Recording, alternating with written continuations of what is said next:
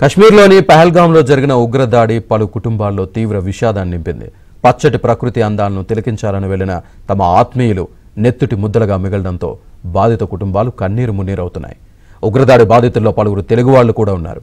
కశ్మీర్ ఉగ్రదాడిలో నెల్లూరు జిల్లా కావలికి చెందిన సోమశెట్టి మధుసూదన్ రావు మృతి చెందారు. కుటుంబంతో కలిసి కశ్మీర్ వెళ్లగా ఈ పాశవిక దాడి జరిగింది. బెంగళూరులో మధుసూదన్ రావు పనిచేస్తున్నారు.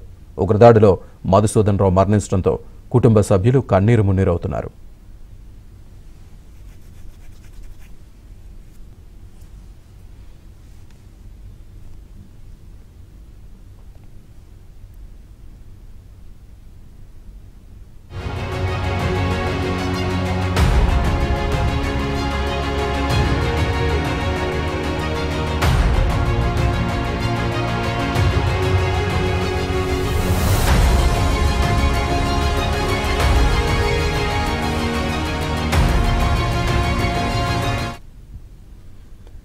కశ్మీర్లోని పహల్గాంలో జరిగిన ఉగ్రదాడి పలు కుటుంబాల్లో తీవ్ర విషాదాన్ని నింపింది.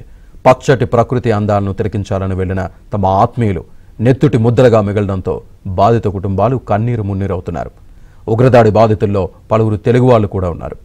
కశ్మీర్ ఉగ్రదాడిలో నెల్లూరు జిల్లా కావలికి చెందిన సోమశెట్టి మధుసూదన్ రావు మృతి చెందారు. కుటుంబంతో కలిసి కశ్మీర్ వెళ్లగా ఈ పాశవిక దాడి జరిగింది. బెంగళూరులో మధుసూదన్ రావు పనిచేస్తున్నారు.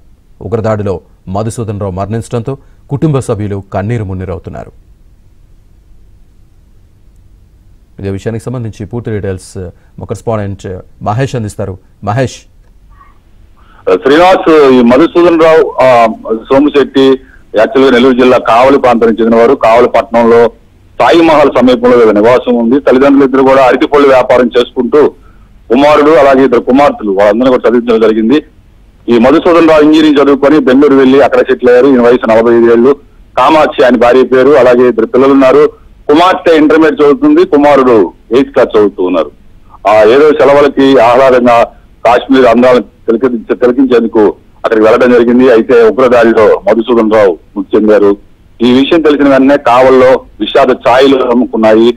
ఇప్పటి వరకు అయితే వాళ్ళ తల్లిదండ్రులకి ఇంకా వాళ్ళ కుమారుడు చనిపోయారనే విషయం కూడా తెలియదు. ఎందుకంటే తల్లిదండ్రులు తిరుపాలు పద్మ ఇద్దరు కూడా హార్ట్ పేషెంట్లు, హార్ట్ ఆపరేషన్ జరిగాయని చెప్పి బంధువులు చెబుతున్నారు. ఆయన తల్లి పద్మ ఇంట్లోనే ఉంది. లోపల తండ్రి వ్యాపార నిమిత్తం బయటికి వెళ్ళడం జరిగింది. మొత్తం మీద వాళ్ళ బంధువులు ఎవరు కూడా ఆ ఇంటి ఛాయలు కూడా వెళ్ళనివ్వటం లేదు.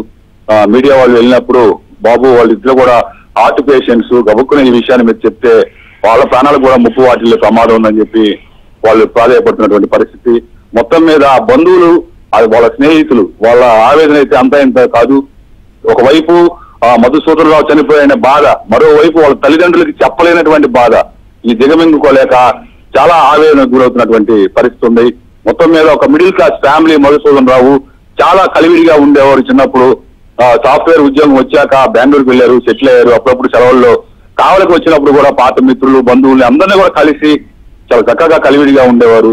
అలాంటి మధుసూదన్ రావు లేడు అని చెప్పి విషయం తెలియగానే ఒక్కసారిగా అందరూ కూడా షాక్ గురయ్యామని చెప్పి వాళ్ళ బంధువులు స్నేహితులు చెప్పుకొస్తున్నారు.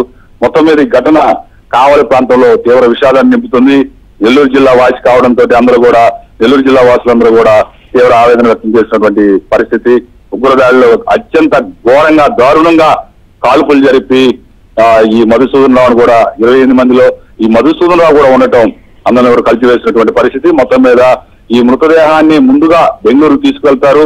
తర్వాత అక్కడి నుంచి రేపు ఉదయానికి కావలి తీసుకొచ్చే అవకాశం ఉందని చెప్పి బంధువులు చెప్పుకొస్తున్నారు. వాళ్ళ తల్లిదండ్రులు కావలి నుంచి కదిలే పరిస్థితి కూడా లేదు. అందువల్ల ఈ కావలికే తీసుకొస్తారని చెప్పి చెబుతున్నటువంటి పరిస్థితి. ప్రభుత్వం తరఫున కూడా పూర్తి సహాయ సహకారాలు అందించాలని చెప్పి ఆ బంధువులు కోరుతూ ఉన్నారు. మొత్తం మీద ఈ మధుసూదన్ రావు మృతి అనేది నెల్లూరు జిల్లా వాసుల్ని అందరినీ కూడా కలిసివేస్తుంది. ప్రధానంగా కావల్లో అయితే అతనికి స్నేహితులు బంధువులు అందరూ కూడా బంధువర్గం కూడా చాలా ఎక్కువ మందే ఉన్నారు. వాళ్ళందరూ కూడా ఈ మధుసూదన్ రావు చనిపోయిన విషయం రాత్రే వాళ్ళకి సమాచారం అందింది. కానీ గోప్యంగా ఉంచడం జరిగింది. ఎక్కడ ఒకవేళ వాళ్ళ తల్లిదండ్రులకు ఎవరైనా చెప్తే వాళ్ళకి మళ్ళీ ఎక్కడ ప్రాణం ముప్పు కలుగుతుందని చెప్పి భయంతో ఇప్పటి వరకు అయితే వాళ్ళకి తెలియకుండా జాగ్రత్త వహిస్తూ ఉన్నారు. మిగిలిన బంధువులందరూ కూడా కావలికి చేరుకున్నటువంటి పరిస్థితి. ఒక కావల్లో ఎవరిని కదిలించినా కూడా ఈ మధుసూదన్ రావుని అత్యంత దారుణంగా ఈ ఉగ్రవాదులు చంపడాన్ని, ఆయన హతమార్చడాన్ని ప్రతి ఒక్కరు కూడా జీర్ణించుకోలేనటువంటి పరిస్థితి. ఇలాంటి సంఘటనలకు పాల్పడి నిండు అంటే ఈ మధుసూదనరావుకి ఎంతో లైఫ్ ఉంది. సాఫ్ట్వేర్ లో అంచెలంచెలుగా కష్టపడి చదువుకొని అంచెలంచెలుగా ఎదుగుతున్నటువంటి వ్యక్తి ఆనందంగా కుటుంబంతో వెళ్ళినందుకు ఈ విధంగా హతమారుస్తారని చెప్పి బంధువులు స్నేహితులందరూ కూడా ప్రశ్నిస్తూ ఉన్నారు. Srinivas. Right Mahesh, thank you.